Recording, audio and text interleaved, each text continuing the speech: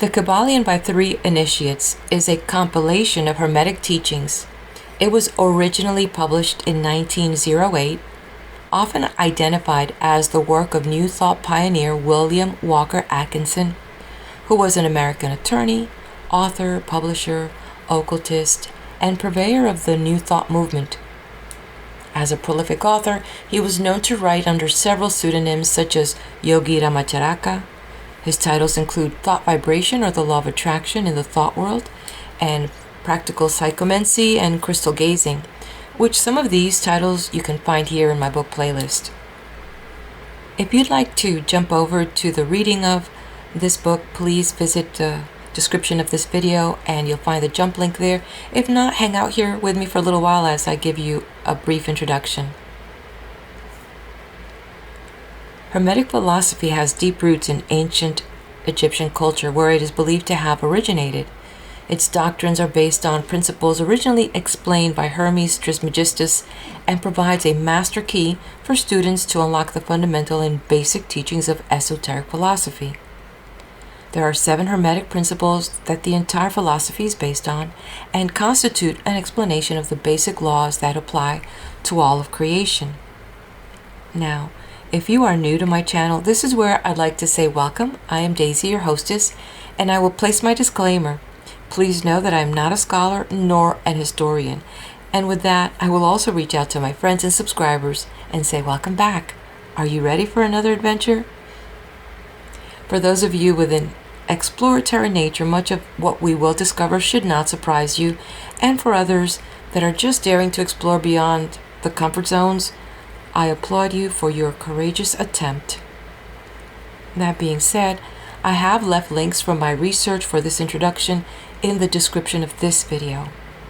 Also, for maximum mental explorations, I would suggest you suspend all your beliefs and make sure you grab them after we're done with our literary exploration and sojourn.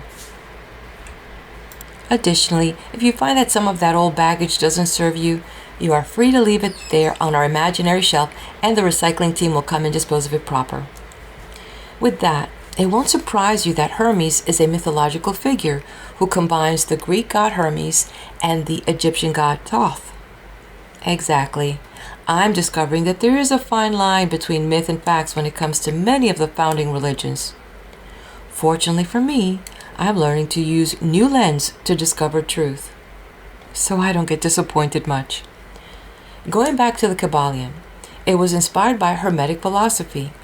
I learned that Greek mythology predates Hermetic philosophy. Greek mythology is said to have evolved from oral stories told in the Minoan civilization of Crete, which flourished about 3000 to 1100 BCE.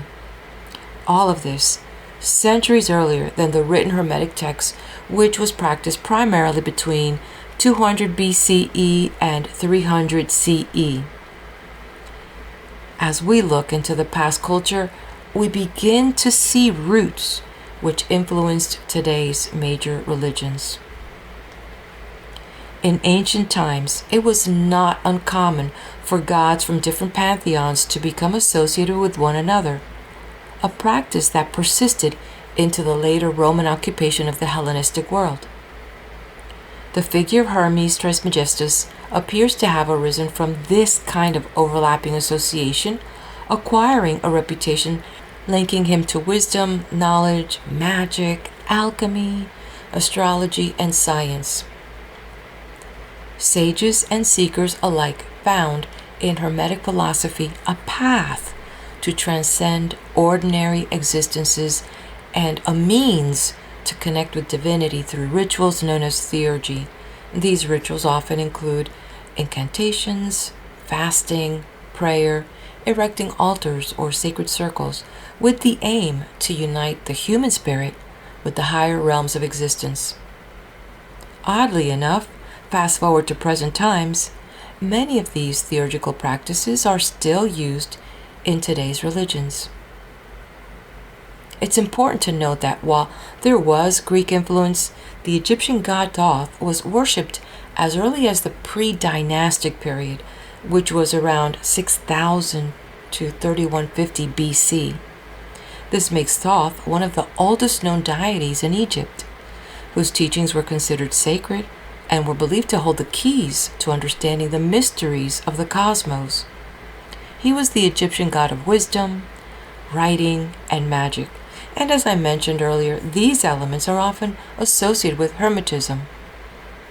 And it doesn't take a genius to see how religions, philosophies, and civilizations gradually morph into existence, borrowing a little bit from here and a little bit from there.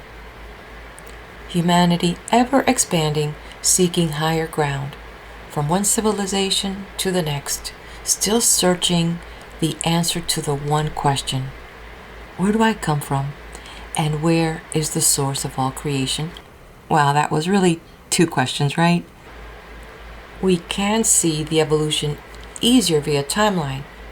Historians date the Egyptian god Thoth to 6000 to 3150 BC, as earlier mentioned, and the Greek god Hermes was featured in the Homeric hymn to Hermes, which dates to the late 7th or 6th century BCE. And historians have shared that Greek mythos was being passed down via oral stories going back to 3000 BC. In succession, we see Hermetism rising from the ashes of those past civilizations and philosophies being practiced around 400 BC to 300 CE. The Hermetic philosophy, with its rich past fused with philosophical and religious foundations in its roots, emphasizing the interconnectedness of all things and the possibility of attaining higher knowledge through spiritual practice and inner transformation, it was that captivated and has captivated the minds of scholars and seekers for centuries. The most extensive collection of Hermetic writings is the Corpus Hermeticum, a set of about 17 short Greek texts. I'd like to note an interesting find, as I mentioned, about how one thing influences the other. Well, Cardinal Francesco Patrizzi printed an edition of the text of the Sermons of the Corpus of the Asclepius, and has, as arbitrarily, according to scholars, altered the text, and even according to himself, in innumerable places. And to that he appended a Latin translation in which he amended the versions of Ficino and de Foix. These were included in his Nova de Universis Philosophia, printed at Ferrara in folio 1591. It is noted that he had recommended that these works replace Aristotle as the basis for Christian philosophy and should be diligently studied in schools and monasteries. That was his recommendation. I don't know about you, but it's finding little tidbits of information like this that opens up my mind. Anyway, as I mentioned in a previous video on another topic, that unless we go to the original text and read them in their original language, we may not be getting the accounts as was intended by the original author, or the sentiment that certain words were expressing because of the culture and time. And I know that linguists usually try to do their best with that, but I don't know about you, but I don't speak Greek nor Latin, and I'm usually glad when I find translations to these ancient texts. So putting this into context to some other finding, I just thought this little piece of trivia was interesting. I did a wiki search on that, or an AI search, and it said that as of November 2024, the Bible has been translated into 756 languages in its entirety. Considering now that the original Bible was written by Jews in Greek, it is said at the request of Ptolemy II Philadelphus, the Greek pharaoh of Egypt, and he wanted this for his library in Alexandria, as he wanted to offer the Jews of his community, because there were many immigrant Jews there. He wanted a book on their own faith. And by that time, the majority of the Jews that were living there were speaking predominantly Greek. So between theologists, there's still a debate about that. But as for me, it does not seem far off from how that could have happened, because I am bilingual and can easily see how my language, my second language, will be lost in just one generation. But let me not digress. Back to the Hermetic philosophy. They believe in one transcendent God and that all is one in the universe. They also believe in the existence of other beings, such as aeons, angels, and elementals. And these ideas influenced Judaism, Islam, and Christianity, especially the early Christian Gnostics, who were considered heretics of their time. Now, before we get into the Kybalion by three initiates, it is important to note that such philosophy has survived much opposition. Much of the Hermetic and alchemical literature was destroyed, and whatever remained was shifted to the Islamic world in 400 to 600 AD, and eventually emerged in medieval Europe into the Renaissance. The Christians, starting with Emperor Constantine and his successors, erased almost every trace of Hermetism from 312 AD until well into the 6th century, putting to death thousands who refused to engage in his proposed faith, and with that destroying temples and sacred texts. Being opposed by the church, the Hermetic tradition was forced underground and relegated to occult and secret societies, such as the Freemasons, Rosicrucians, Hermetic Order of the Golden Dawn, as well as New Age. And much of the Theosophical Society and the philosophy behind the Waldorf, Rudolf Steiner schools are also influenced by Hermetic philosophy. In conclusion, the Hermetic philosophy and enigmatic tradition associated with various occult sciences holds a rich history and a profound impact on various aspects of human thought, science, and culture. And with that, I turn the page. The Kybalion by three initiates. Introduction. We take great pleasure in presenting to the attention of students and investigators of the secret doctrines this little work based upon the world of old Hermetic teachings. There has been so little written upon this subject, notwithstanding the countless references to the teachings in the many works upon occultism, that the many earnest searchers after the arcane truths will doubtless welcome the appearance of this present volume. The purpose of this work is not the enunciation of any special philosophy or doctrine, but rather is to give the students a statement of the truth that will serve to reconcile the many bits of occult knowledge that they may have acquired, but which are apparently opposed to each other and which often serve to discourage and disgust the beginner in the study. Our intent is not to erect a new temple of knowledge, but rather to place in the hands of the student a master key with which he may open the many inner doors in the temple of mystery through the main portals he has already entered.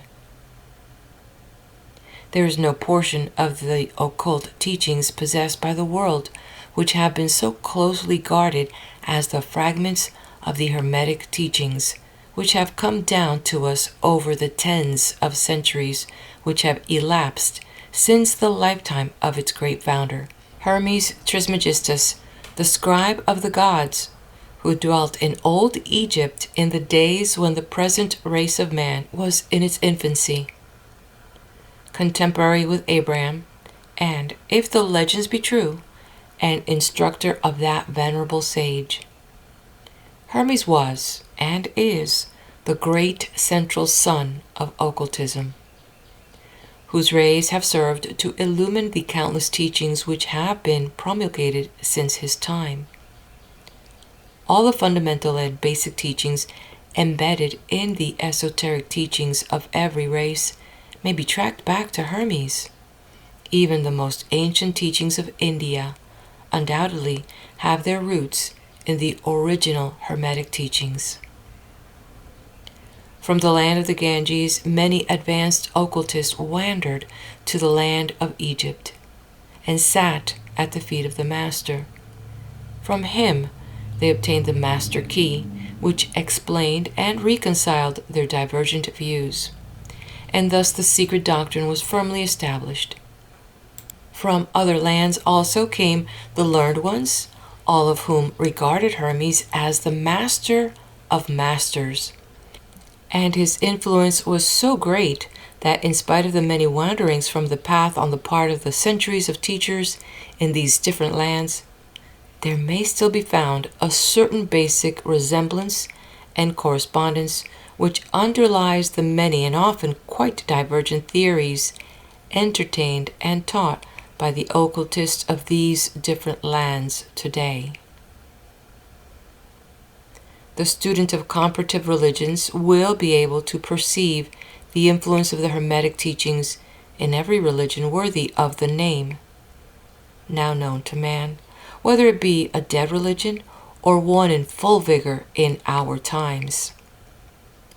There's always certain correspondence in spite of the contradictory features, and the Hermetic teachings act as a great reconciler. The life work of Hermes seems to have been in the direction of planting the great seed truth, which has grown and blossomed in so many strange forms, rather than to establish a school of philosophy which would dominate the world's thought.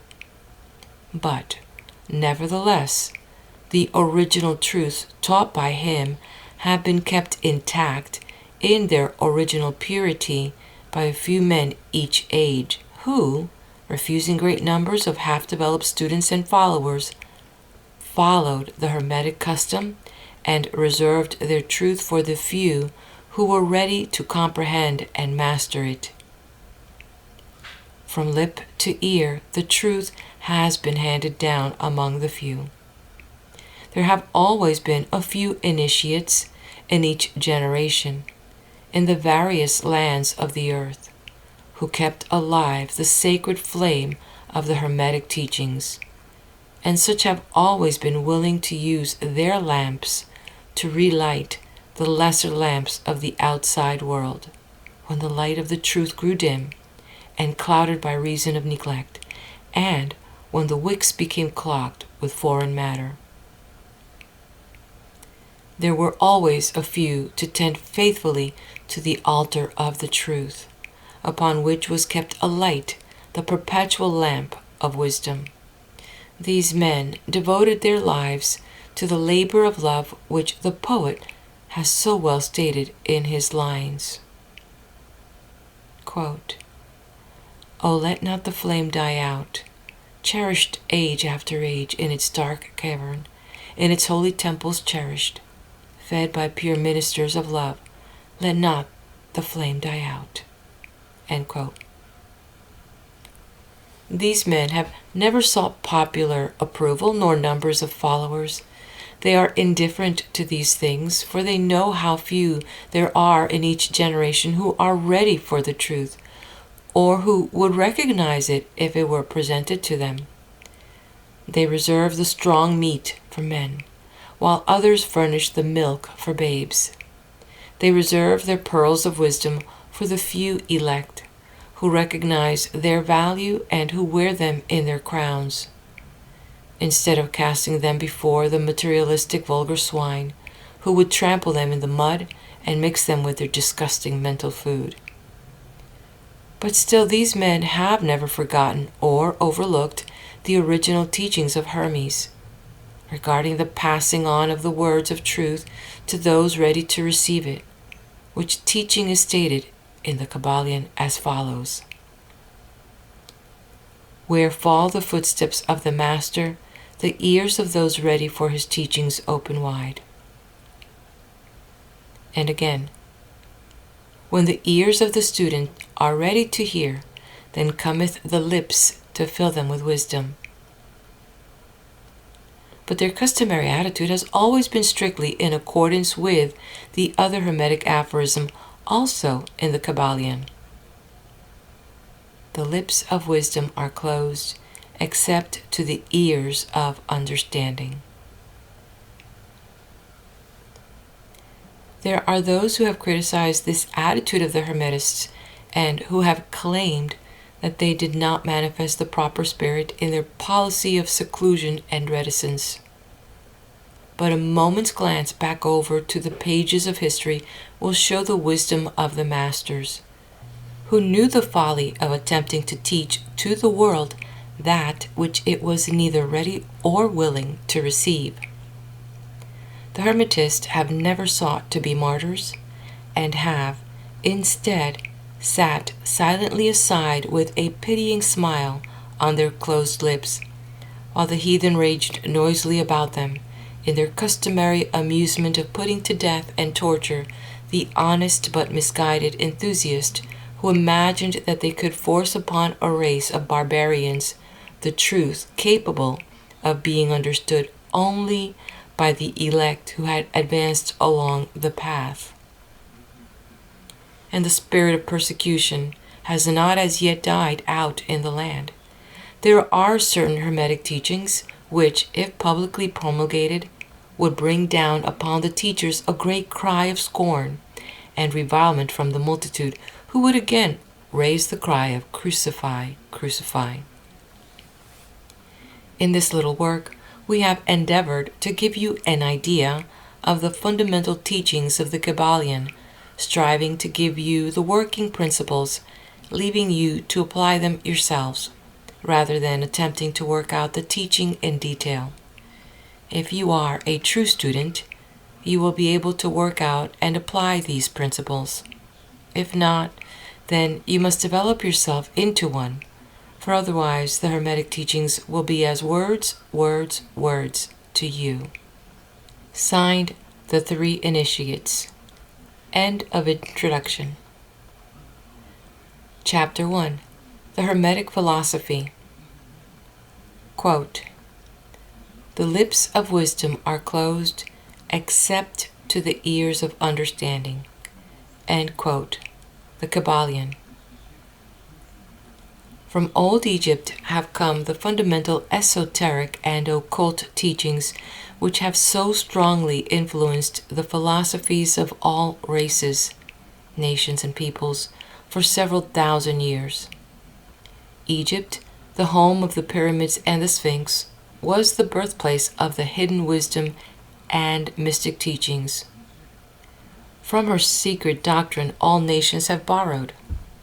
India, Persia, Chaldea, Media, China, Japan, Assyria, ancient Greece and Rome, and other ancient countries partook liberally at the feast of knowledge which the hierophants and masters of the land of Isis so freely provided for those who came prepared to partake of the great store of mystic and occult lore which the masterminds of that ancient land had gathered together. In ancient Egypt dwelt the great adepts and masters who have never been surpassed, and who seldom have been equaled. During the centuries that have taken their processional flight since the days of the great Hermes, in Egypt was located the great lodge of lodges of the mystics.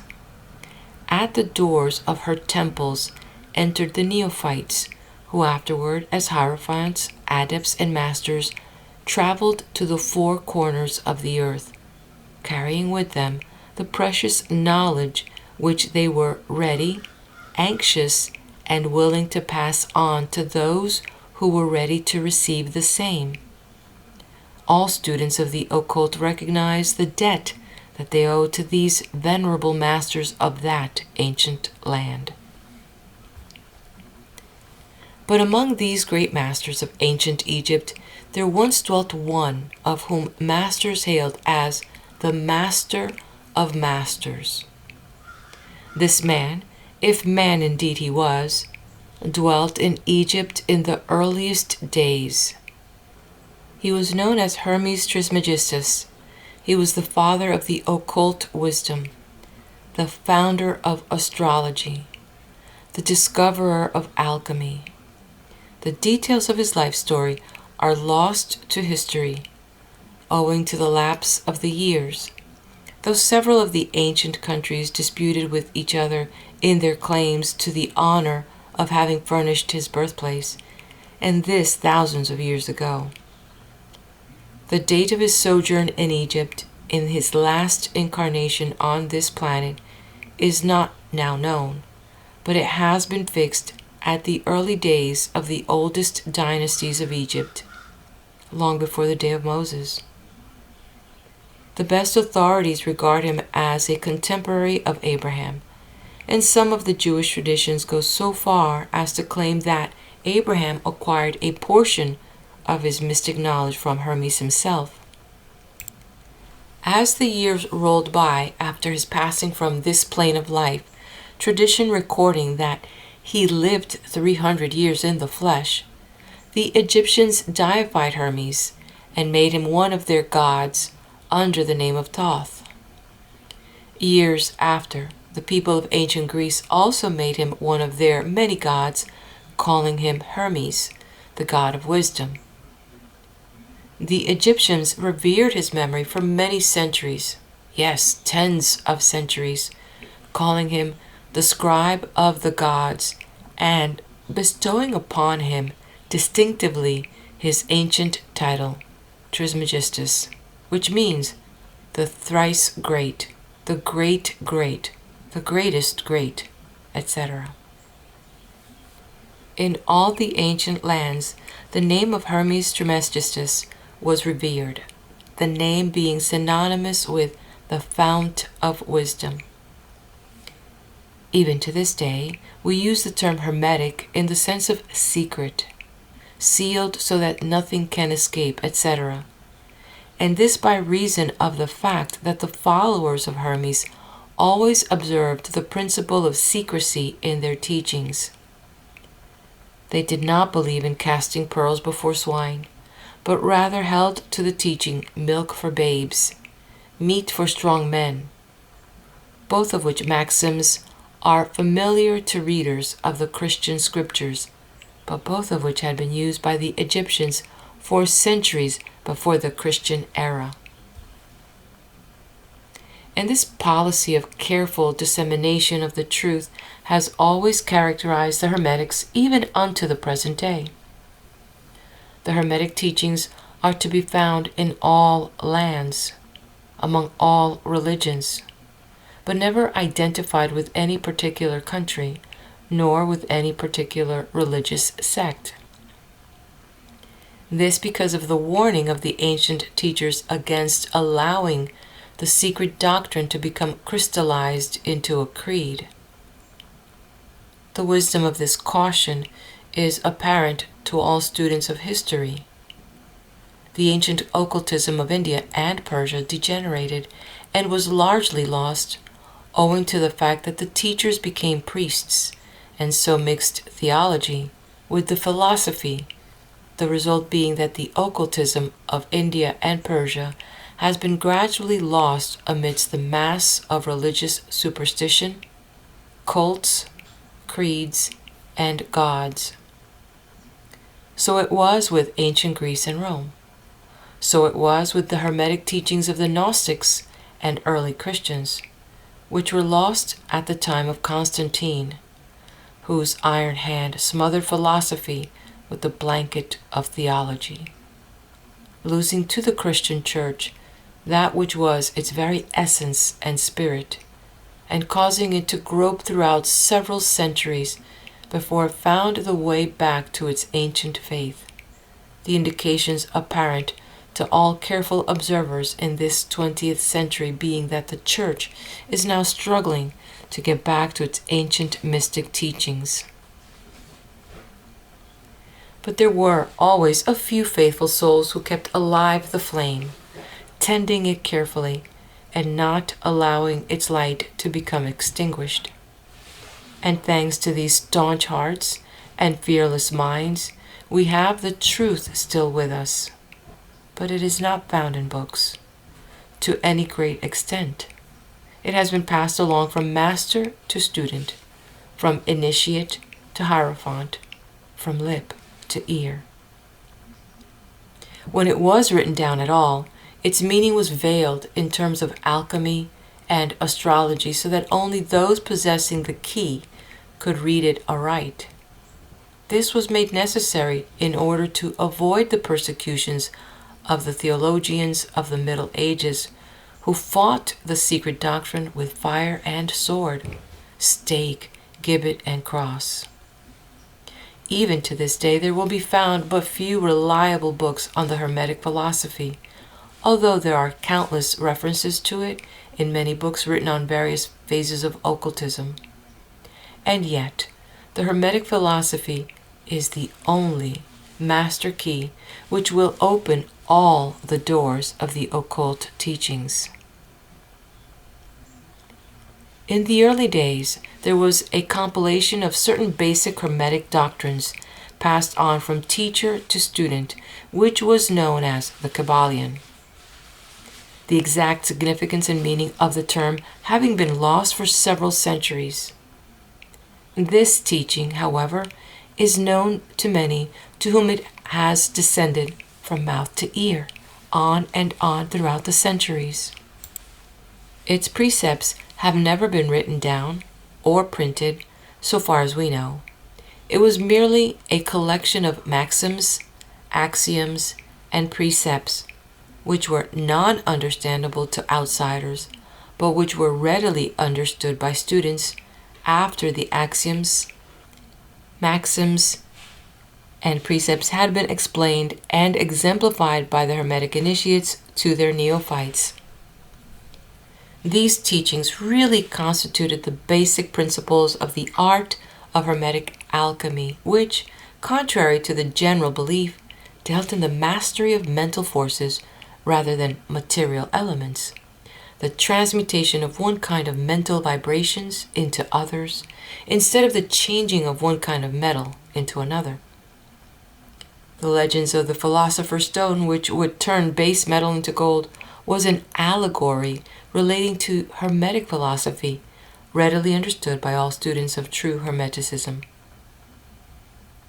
In this little book, of which this is the first lesson, we invite our students to examine into the Hermetic teachings as set forth in the Kybalion, and as explained by ourselves, humble students of the teachings who, while bearing the title of initiates, are still students at the feet of Hermes, the Master. We herein give you many of the maxims, axioms, and precepts of the Kybalion, accompanied by explanations and illustrations, which we deem likely to render the teachings more easily comprehended by the modern student, particularly as the original text is purposely veiled in obscure terms. The original maxims, axioms, and precepts of the Kybalion are printed herein in italics, the proper credit being given. Our own work is printed in the regular way in the body of the work.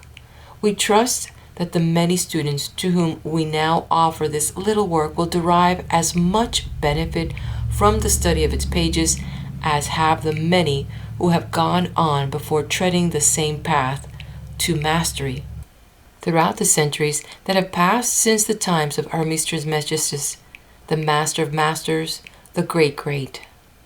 In the words of the Kybalion, quote, "Where fall the footsteps of the master, the ears of those ready for his teachings open wide." End quote. The Kybalion. Quote, "When the ears of the student are ready to hear, then cometh the lips to fill them with wisdom." End quote. The Kybalion. So that according to the teachings, the passage of this book to those ready for the instruction will attract the attention of such as are prepared to receive the teaching. And likewise, when the pupil is ready to receive the truth, then will this little book come to him or her. Such is the law. The Hermetic principle of cause and effect, in its aspect of the law of attraction, will bring lips and ear together, pupil and book in company. So mote it be. End of Chapter 1. Chapter 2. The 7 Hermetic Principles. Quote, "The principles of truth are 7. He who knows these understandingly possesses the magic key before whose touch all the doors of the temple fly open." End quote. The Kybalion. The 7 Hermetic principles upon which the entire Hermetic philosophy is based are as follows. 1. The principle of mentalism. 2. The principle of correspondence. 3. The principle of vibration. 4. The principle of polarity. 5. The principle of rhythm. 6. The principle of cause and effect. 7. The principle of gender. These 7 principles will be discussed and explained as we proceed with these lessons. A short explanation of each, however, may as well be given at this point. 1. The principle of mentalism. Quote from the Kybalion: "The all is mind. The universe is mental." End quote. This principle embodies the truth that all is mind.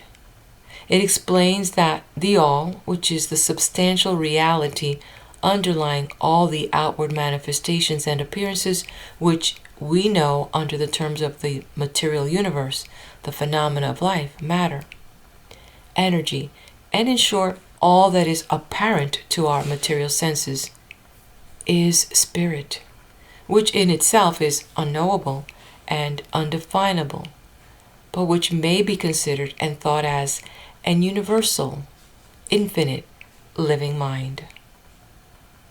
It also explains that all the phenomenal world or universe is simply a mental creation of the all, subject to the laws of created things, and that the universe as a whole and in its part or units has its existence in the mind of the all, in which mind we live and move and have our being.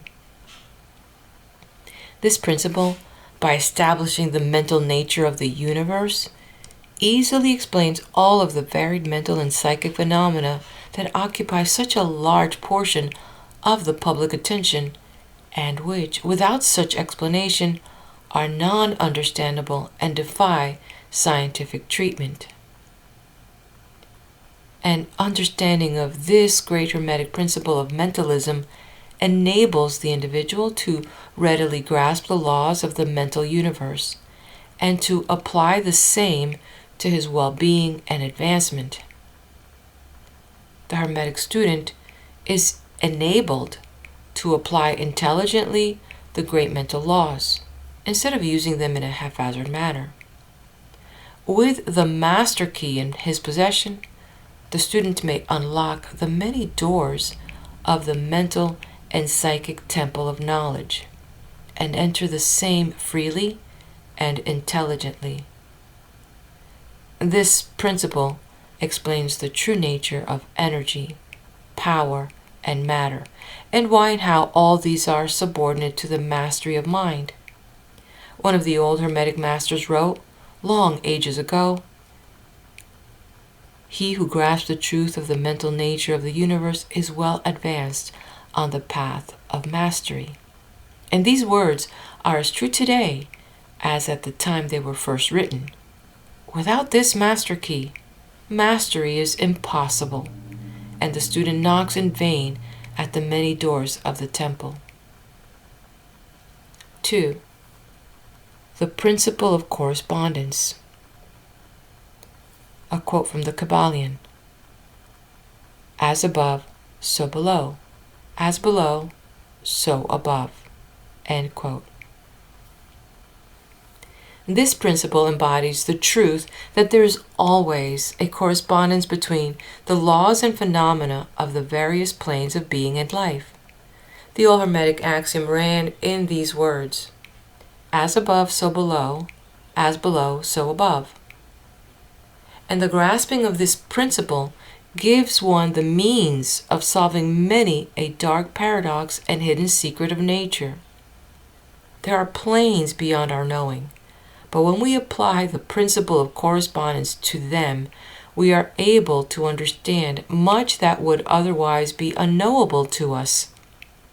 This principle is of universal application and manifestation on the various planes of the material, mental, and spiritual universe. It is an universal law.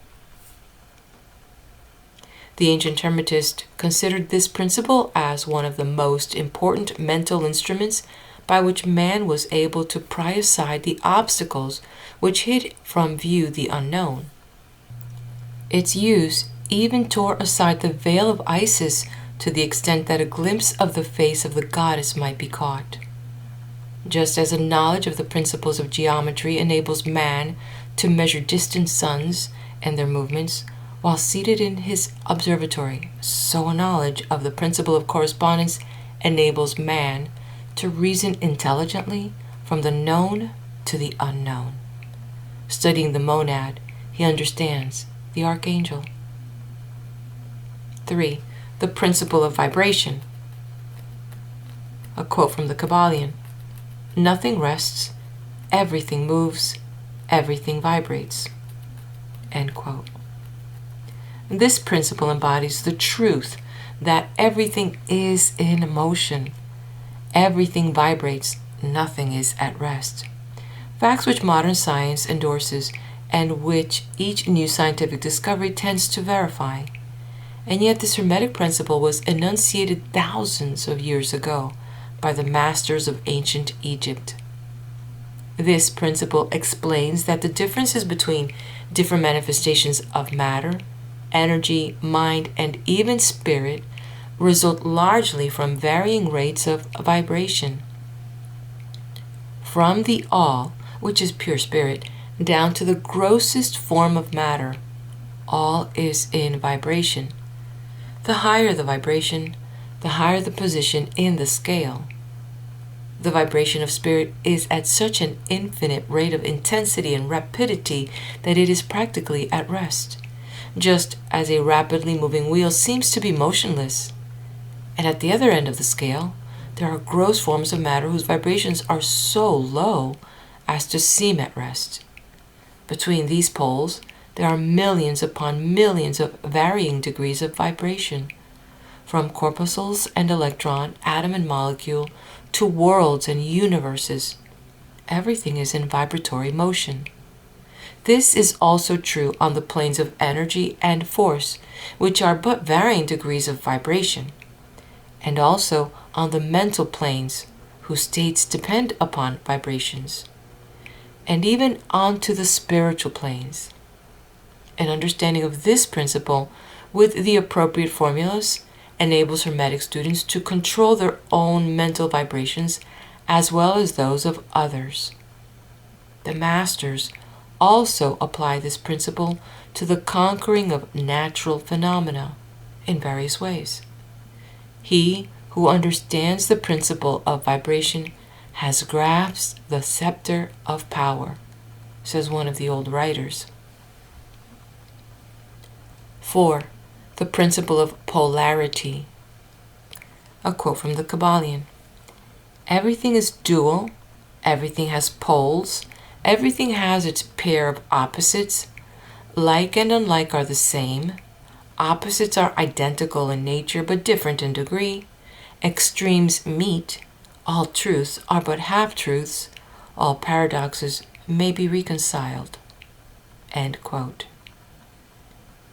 This principle embodies the truth that everything is dual, everything has two poles, everything has its pair of opposites, all of which were old Hermetic axioms. It explains the old paradoxes that have perplexed so many, which have been stated as follows. Thesis and antithesis are identical in nature, but different in degree. Opposites are the same, differing only in degree. The pairs of opposites may be reconciled. Extremes meet. Everything is and isn't at the same time. All truths are but half-truths. Every truth is half false. There are two sides to everything, etc., etc., etc. It explains that in everything there are two poles or opposite aspects, and that opposites are really only the two extremes of the same thing, with many varying degrees between them. To illustrate, heat and cold, although opposites, are really the same thing, the differences consisting merely of degrees of the same thing. Look at your thermometer and see if you can discover where heat terminates and cold begins. There's no such thing as absolute heat or absolute cold. The two terms, heat and cold, simply indicate varying degrees of the same thing. And that same thing which manifests as heat and cold is merely a form, variety, and rate of vibration. So heat and cold are simply the two poles of that which we call heat, and the phenomena attendant thereupon are manifestations of the principle of polarity. The same principle manifests in the cases of light and darkness, which are the same thing, the difference consisting of varying degrees between the two poles of the phenomena. Where does darkness leave off and light begin? What is the difference between large and small, between hard and soft, between black and white, between sharp and dull, between noise and quiet, between high and low, between positive and negative? The principle of polarity explains these paradoxes, and no other principle can supersede it. The same principle operates on the mental plane. Now let us take a radical and extreme example, that of love and hate. Two mental states apparently totally different, and yet there are degrees of hate and degrees of love, and a middle point in which we use the terms like or dislike, which shade into each other so gradually that sometimes we are at a loss to know whether we like or dislike or neither. And all are simply degrees of the same thing, as you will see if you will but think a moment. And more than this, and considered of more importance to the Hermetist, it is possible to change the vibrations of hate to the vibrations of love in one's own mind and in the minds of others. Many of you who read these lines have had personal experiences of the involuntary rapid transition from love to hate and the reverse, in your own case and that of others. And you will therefore realize the possibility of this being accomplished by the use of the will, by means of the Hermetic formulas. Good and evil are but the poles of the same thing, and the Hermetist understands the art of transmuting evil into good by means of an application of the principle of polarity. In short, the art of polarization becomes a phase of mental alchemy, known and practiced by the ancient and modern Hermetic masters, and understanding of the principle will enable one to change his own polarity as well as that of others, if he will devote the time and study necessary to the master of the art. 5. The principle of rhythm. A quote from the Kybalion. Everything flows out and in. Everything has its tides. All things rise and fall. The pendulum swing manifests in everything. The measure of the swing to the right is the measure of the swing to the left. Rhythm compensates. End quote. This principle embodies the truth that in everything there is manifested a measured motion to and fro, a flow and inflow, a swing backward and forward, a pendulum-like movement, a tide-like ebb and flow, a high tide and low tide, between the two poles which exist in accordance with the principle of polarity described a moment ago. There is always an action and a reaction, an advance and a retreat, a rising and a sinking. This is in the affairs of the universe, suns, worlds, men, animals, mind, energy, and matter.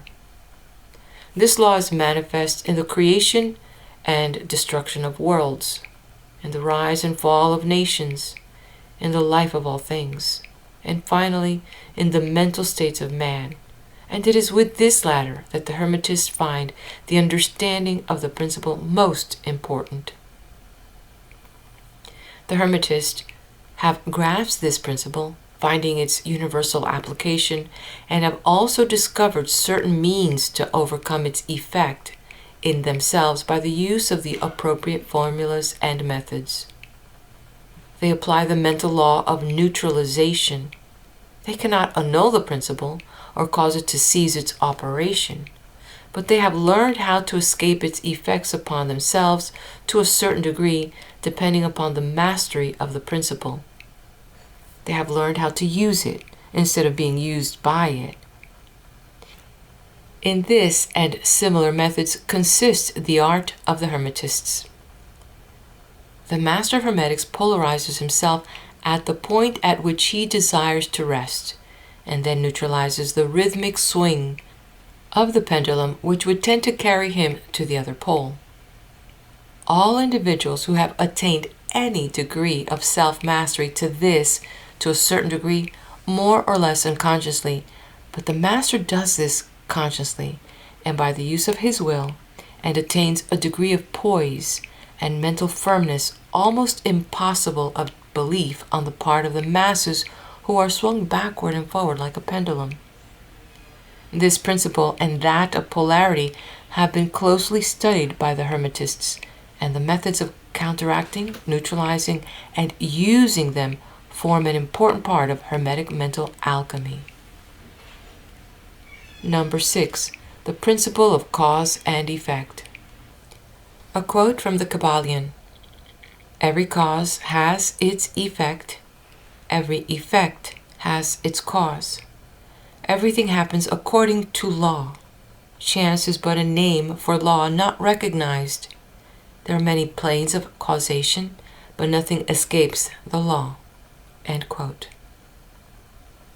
This principle embodies the fact that there is a cause for every effect, an effect from every cause.